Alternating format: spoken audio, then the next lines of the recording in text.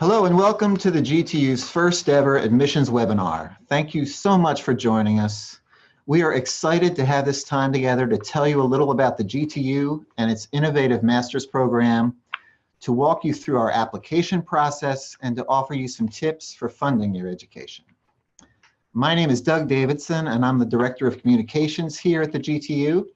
I'm here with our Director of Admissions, Dr. Andrea Schaefer, our Assistant Director of Admissions, Kelly Caldwell, and our Director of Financial Aid, Denise Morita. Before we begin, let me tell you where we're headed. We expect this webinar to run about half an hour, and the final 10 minutes should be available for questions and answers. As the webinar proceeds, you can use the chat function in Zoom to ask us a question, and we will get to as many as we can at the end. If we're not able to answer your question as part of the webinar, we'll respond to you directly via email. And if you think of a question later, great. Just email us at admissions@gtu.edu and we'll get right back to you. Second, we wanted to let you know that we expect to make both video and audio recordings of this webinar available on our website as soon as possible. So if you missed something or know someone who's interested in the GTU but couldn't be with us today, you'll soon be able to access these recordings on the GTU website. Finally, just a word about our application deadline. If you've already begun the application process for our MA program here at the GTU, then we would encourage you to complete your application by February 1st. That's our priority deadline. But the final deadline for fall 2019 admission to the MA program is March 1st, 2019. Even if you're just beginning to consider the program, that's enough time to complete the application process so you can potentially begin the program in the fall. We're very excited that you're with us today. Now I'd like to introduce Kelly Caldwell, our Assistant Director of Admissions.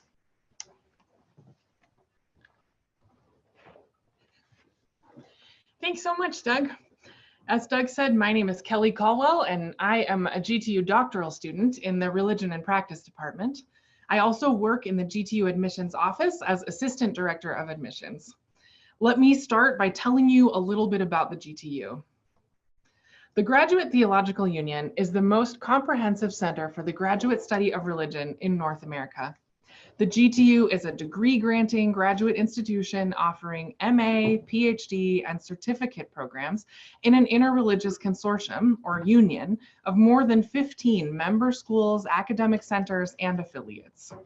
The MA program is unique in that as a GTU student, you can take classes at any of our multi-religious campuses, including UC Berkeley. MA students affiliate with the GTU, one of its centers, or a member school, and this is your home base. Your school of affiliation is where your advisor comes from and where your student mailbox will be, but you're also a member of the bigger union of schools. As an MA student here at the Graduate Theological Union, you are part of something much bigger than your own research. Classes cover a broad range of topics. Many classes draw a range of students from different programs and different religious traditions. This is a tremendous opportunity for study. Every class is a chance for interreligious and interdisciplinary encounter. Our MA students graduate to become directors of nonprofits, teachers, doctoral students, and entrepreneurs. This program offers something for everyone. Most classes are small seminars, allowing students to build strong collaborative relationships with faculty and with student colleagues. We're proud of our diversity. Scholarship at the GTU depends on it. We're all strengthened and sharpened by our encounters with each other. In addition to religious, racial, and gender diversity, we also have a strong cohort of international students from around the world, which makes the MA program and the GTU truly have a global focus. Our program offers over 30 concentrations of study in 4 interdisciplinary departments, but the true possibilities are infinite because even within the concentrations, students work with faculty to craft their own program, taking advantage of courses across the consortium and cross-registration options at UC Berkeley and other nearby schools to build a program that meets the students' individual goals. All this encounter takes place in the crossroads that is the San Francisco Bay Area. The GTU is right at the edge of the enormous and beautiful campus of the University of California, Berkeley, and our students take full advantage of the proximity. The Bay Area is home to tech giants, hospitals, world-class arts and cultural organizations, practitioners of all the world's faith traditions.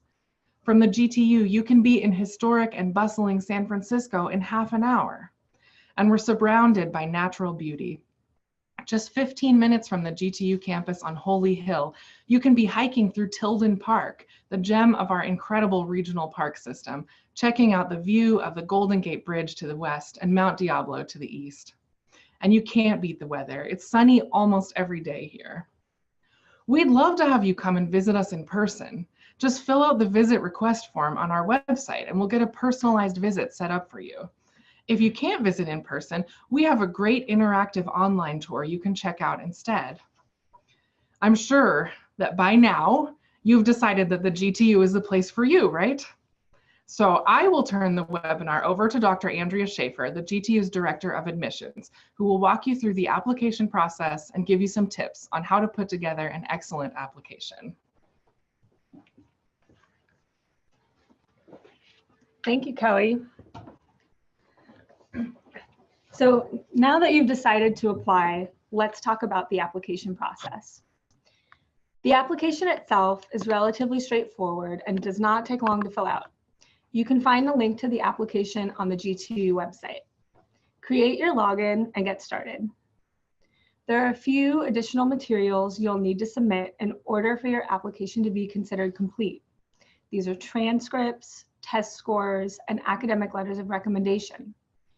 These supplemental materials you'll want to start on in advance to make sure the process goes smoothly and your materials are turned in by the deadline. Let's discuss the details for each of these pieces of the application and later how you can make your application really shine. The online application is broken into 5 sections. This includes your basic contact information, your program, test scores, and past educational information, language work and academic or professional experience, names and emails for your 3 academic letters of recommendation recommenders, and finally, your academic statement of purpose, which we'll come back to in a minute. In addition to the application, there are 3 supplemental pieces of material you'll need and will want to start working on well in advance of the application deadline. You need to send official transcripts to the GTU admissions office from any institution from which you've earned or are in the process of earning a degree. These can be sent through mail or via email, but they must be sent either from the institution itself or arrive in a sealed and unopened envelope in order to be official. Next, you need to take the Graduate Record Examination, or GRE. If English is not your native language, you'll need to take the Test of English as a Foreign Language, known as TOEFL. Both of these exams must be taken 2 weeks or more before the deadline in order to have the test center report them to GTU. If you've already taken the GRE, the score is good for 5 years. The TOEFL score is valid for 2 years. You also need 3 academic letters of recommendation. Recommenders can upload these directly to the application portal, but be sure to ask for these in advance. I'll discuss how and when to ask for recommendations in just a minute. Now that you know about the application components, let's go through some insider tips and tricks to a successful application. The academic statement of purpose. The statement of purpose is one of the most important pieces of the application. You'll want to go through a few drafts of the statement and have someone look it over as well. It should be grammatically correct with no spelling errors. It may sound scary, but it's actually easy if you follow these steps. First, keep it short, 500 words or less. Second, keep it simple, be clear and concise. And third, make sure to answer all prompts. These are the following: your reasons for pursuing graduate theological study at GTU, your specific academic interests and proposed research topics and methods, an explanation of how your academic background contributes to your proposed study. In other words, Why do you want to study at GTU? What resources are here that you can make use of? What topic do you want to study most, and how do you want to study it? And how does your past study prepare you for what you want to do in the MA program? The biggest mistakes applicants make are not answering the questions we are asking and making the statement too long or complicated. Feel free to let your passion for the subject matter show, but follow our directions. Again, edit your statement, keep it short, keep it simple, and answer all the questions. Next is the 3 academic letters of recommendation. Your 3 academic letters of recommendation are also a part of the application that we weigh heavily. These should speak to your ability to do graduate level academic work. Here are my tips for success. First, choose recommenders who know your work well. Second, ask recommenders at least 1 month before the deadline. When asking for a recommendation, ask if they would be willing to write a positive letter of recommendation for you. Fourth, send recommenders your statement of purpose so they can tailor their comments to your study interests. And last, don't forget to tell your recommenders the deadline date. Next is the GRE and TOEFL. These language exams make our applicants the most nervous, but are actually not scrutinized as heavily as other components of the application.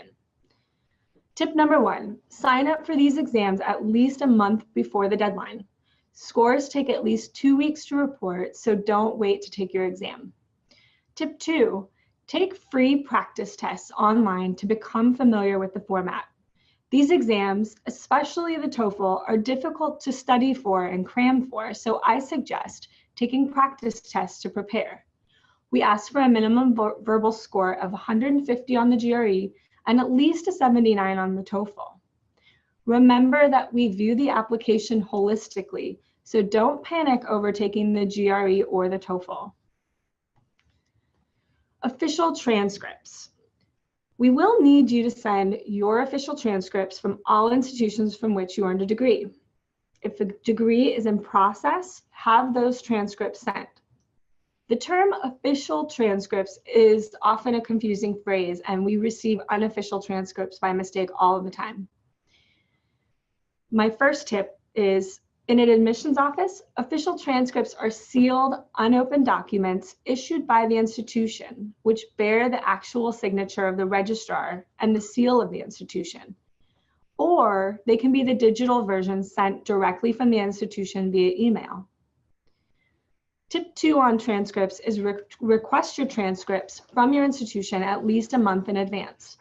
Some schools send transcripts electronically, and you can have these sent to admissions@gtu.edu, but some schools also have them sent through the postal service, which can take some time. My last tip is that we're here for you. Be in touch with us. The GTU admissions office is always willing to help you with any questions or concerns you might have. Give us a call or email us, and we'll be happy to work with you on the MA application process. If you're not sure that you're ready to undertake an MA just yet, the GTU offers several options to get your feet wet. You can take certificate courses, you can take single courses. The GTU has an option for everyone, so be in touch with us to see what the best study path for you might be. Now I'll turn the presentation over to our Director of Financial Aid, Denise Morita, who will share valuable information with you about funding your program.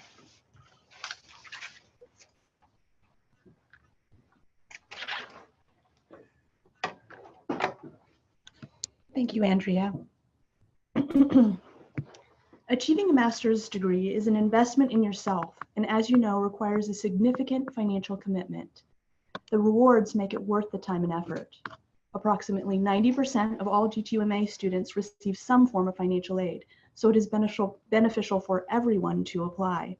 It's a fairly simple process, so let's begin with the basics of applying for GTU financial aid.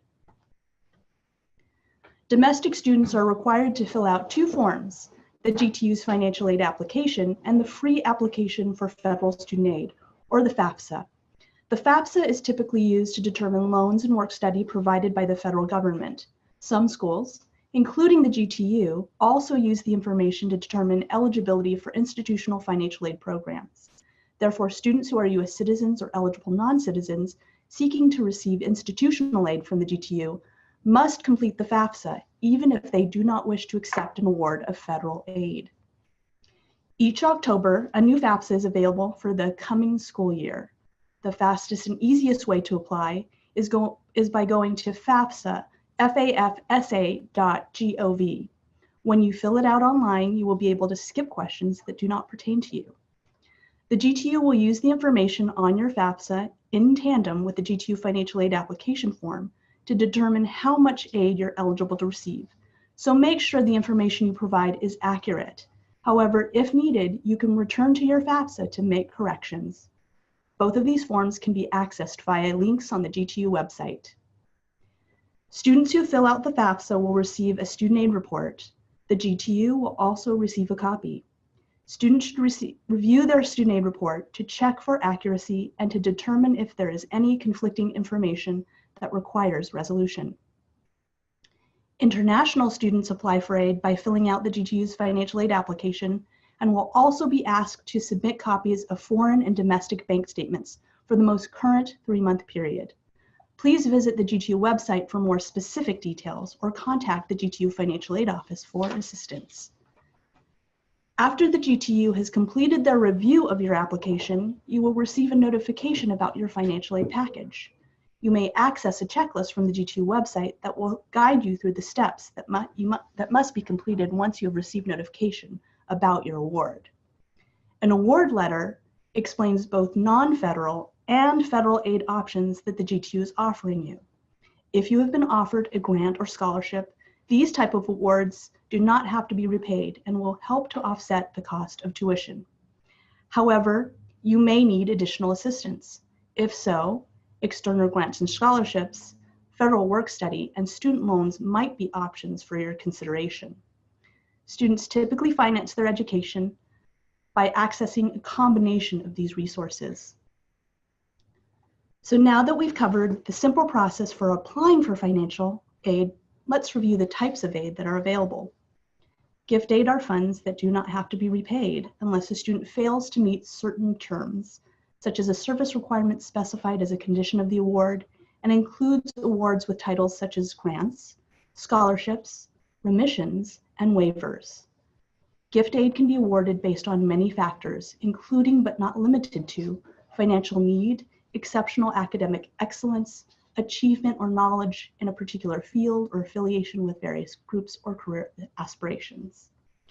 Grants are typically based on financial need, whereas scholarships are typically based on merit or a combination of both merit and need.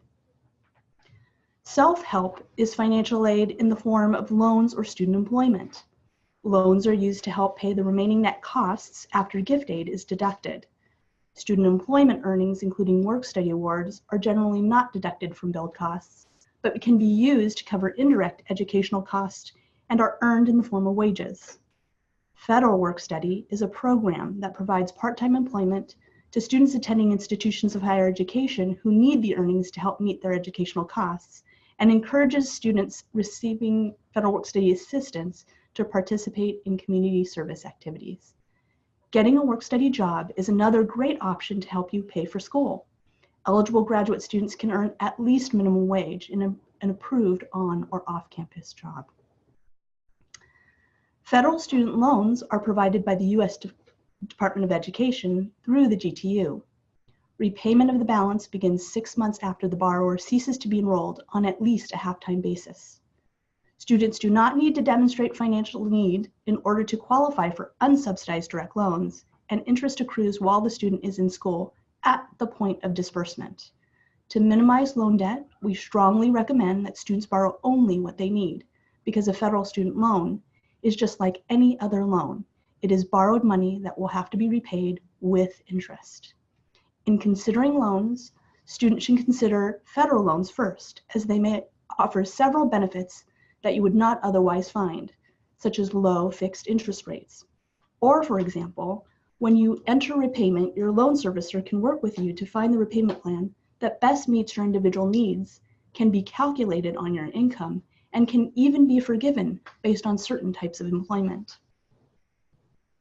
External scholarships are funds administered by a wide range of donors, such as foundations, nonprofits, and other organizations and agencies, and criteria can vary greatly.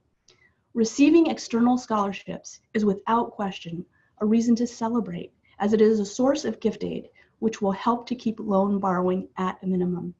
Just as other aspects of financing your education, seeking outside sources should be done thoughtfully and with purpose.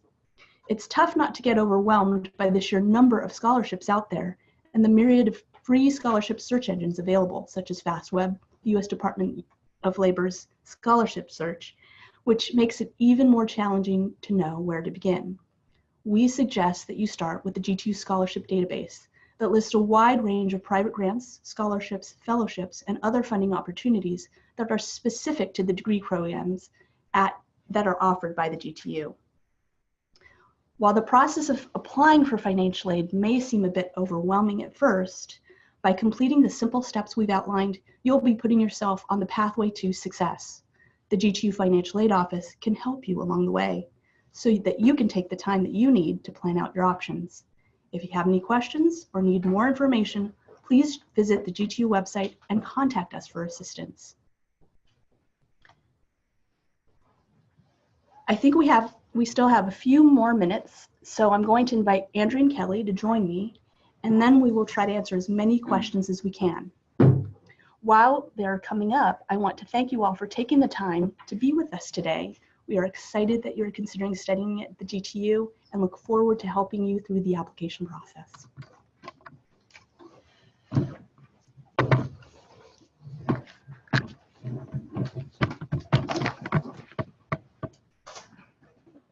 Okay, so I think Doug has been collecting questions that have come in via the chat, so we'll have him read a few of our questions aloud. We will get to as many as possible right now, and if we don't get to yours, we have your email and we will email you back with the answer to your questions. And again, as we've all said throughout the webinar, be in touch with us, contact us. If you have any questions, you can email us at admissions@gtu.edu. For financial aid, it's finaid@gtu.edu. So Doug, we have about 5 minutes for questions. What questions have come in so far? We have a question that says, I'm interested in the MA program, but don't know how to choose a school of affiliation. How does this work? That's a good question, and there's a couple different answers to that. Applicants can choose their school of affiliation based on a few different criteria. So the first is your study interest. So for example, if you're interested in studying Islamic studies or Jewish studies or Dharma studies, you would affiliate with one of the appropriate centers that can support that, such as the Center for Jewish Studies or the Center for Dharma Studies. Another way to choose your school of affiliation is through your religious tradition. So if you have a particular religious tradition that you are tied to, you can affiliate with a member school or a center based on that. And then I would say the last criteria for affiliation is if you want to work with a particular faculty member and hope to have them serve as your advisor, you can choose a center or school or institute based on that. And I will say that we can't guarantee that you will have that advisor, but the schools and centers make every effort to assign you the best faculty member possible. So those are a few ways you can do it. And if there's still questions about affiliation, feel free to call and we can chat about it and find the best track for you. We have a question from someone who says, I've been out of school for over a decade. Is it okay to include recommendations from people who are familiar with my ability to write, think critically, etc., even if they are not former professors of mine? I can take this one. I answer this question all the time. So you are not the only person who is thinking about how to come back to school after a gap. And a lot of people have this question about letters of recommendation. The answer is yes, absolutely. You can have people who are not professors. But the thing to keep in mind is that these are academic letters of reference. So what you want to do is whoever you're asking, make sure that they know things about you that would be useful to know in an academic setting. So can they speak to your writing ability? Can they speak to how you would participate in a classroom setting? The most important thing is to remind people that these are not character references. So to focus in the letter on your abilities, your skills, how you'll be as a student, and not how nice of a person you are, how much they like you, what a great neighbor you are, just to keep in mind. And you can always give people a little bit of information about why you picked them. I'm hoping you can write me a letter because I know you've seen me in this setting and I thought you could speak to my writing ability. You can give people tips so they can write you a stronger letter. We have another questioner who's written in and says, is it possible to change one's concentration after being admitted? Yes, you can absolutely change concentrations once you've been admitted. It's a fairly easy process. You would work with the MA program coordinator to do that. And what we would do is make sure that you have found a suitable advisor for your new concentration that is at either your center or member school. And again, we can go into further detail if you want to call or email, and we can chat about that. Another questioner says, I'm a senior at UC Berkeley, and I've heard that we can take classes at both Cal and GTU. Is that true? And if so, how does that work? That is absolutely true. The process is called cross-registration. And if you are a Cal student, what you have to do is get a form from your Cal registrar's office. The form will ask for some signatures, like the signature of the professor of the GTU class that you want to cross-register for, and the signature of the GTU registrar, who you can find in the Student Services building. So you get those signatures, and then you turn your form back to the Cal registrar, and they get you signed up for the class that way. And a GTU student who wants to cross-register for Cal, it's the same process, but backwards. Another question is coming. Can you talk about how long the GTU admission process takes? And is it better to get your application in by February 1st? And if yes, does that early date impact the ability to secure financial aid? You want to take this together, Denise? Sure, absolutely. So the admissions process is fairly quick once you get in a completed application. It's always best to get it in by the priority deadline. It's not the end of the world if you get it in by the final deadline. So in this case, priority is February 1st, March 1st for final deadline. Once we have your complete application, it typically takes about 2 weeks to process and review and get back to you. So again, get all of your materials in, give us a complete application, and we'll give it back to you, your admissions decision back to you very quickly. Yeah, and once the admissions decisions are there in a rolling admissions process, priority deadlines are typically used primarily for institutional aid where funding is limited in nature. So you're given priority consideration for the whole breadth of financial aid. There may be some that's parceled out before the March 1st deadline or not, but there is still aid available, so you should still apply even if you miss the priority deadline. But if you can, apply by February 1st. Just a couple more questions and a couple more minutes. Someone asked, I'd be interested in learning more about outside scholarships. How can I find out about these, and when do I need to apply for them? So it's great, we have a scholarship research assistant in our office, and we have a GTU scholarship database. So I encourage you to start there, start your search there. You typically want to start 4 to 6 months in advance for a search when you're looking for scholarships for fall.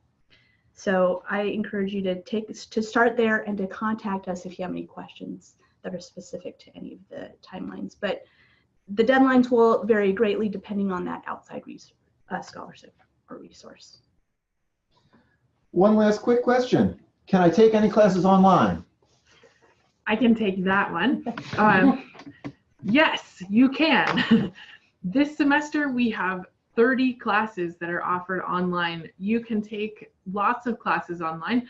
It varies depending on your degree program and depending on what classes suit your particular project's needs. But yeah, there are lots of classes that are offered online. There are also classes that are offered in the evening or on the weekend. So lots of different ways to make the classes fit your schedule and your life. So I think that is all the time that we have.